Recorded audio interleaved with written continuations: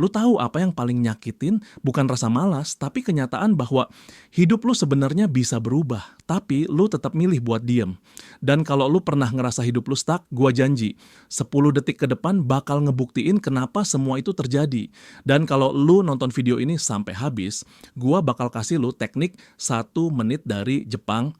Teknik termalas yang kelihatannya sepele banget, tapi bisa ngebentuk ulang cara otak lu ngelihat disiplin, kebiasaan, dan kontrol diri.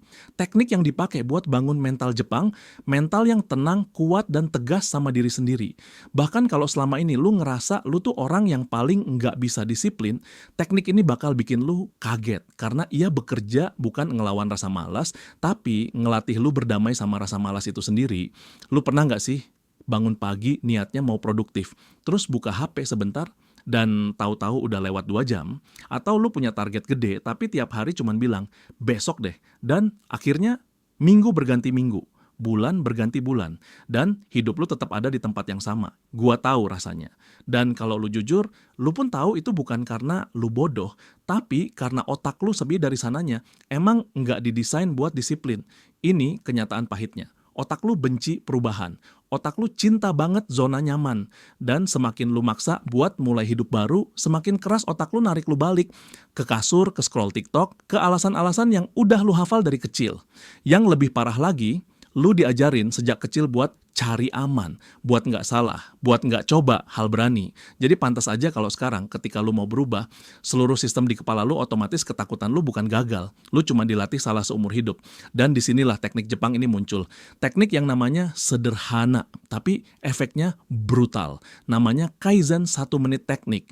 Dan filosofi Jepang ini nyampe ke satu inti sederhana. Lu nggak butuh mulai dengan besar. Lu cuma butuh mulai selama 1 menit. Bener, 1 menit doang. Kenapa? Karena otak lu cuma takut sama hal yang kelihatan besar. Tapi 1 menit, otak lu bakal bilang, ah segini doang mah, gampang. Dan begitu lu gerak, begitu lu ngelakuin sesuatu, walaupun cuma 1 menit, lu ngasih sinyal kuat ke otak lu. Gua orang yang punya kontrol. Dan kontrol diri itu asal muasal dari semua perubahan besar. Lu mau mulai olahraga, lari 1 menit. Beneran, 60 detik. Udah, lu mau baca buku, baca 1 menit, lu mau rapiin kamar, rapihin satu sudut kecil doang. Karena yang lu lawan bukan aktivitasnya, yang lu lawan itu resistensi mental. Dan resistensi mental cuma bisa dikalahkan dengan gerakan terkecil yang konsisten. Masalah hidup lu selama ini bukan karena lu malas, serius. Masalahnya cuma satu, lu nyangka lu harus perfect dulu, baru mulai. Padahal orang Jepang ngerti satu hal penting, kesempurnaan itu lahir dari gerakan kecil yang diulang-ulang. Disiplin itu bukan apa yang lu lakukan 1 jam, tapi apa yang lu berani mulai, walau cuma 1 menit. Gua bilang gini, bukan buat motivasi doang, ini real, ini neurologi.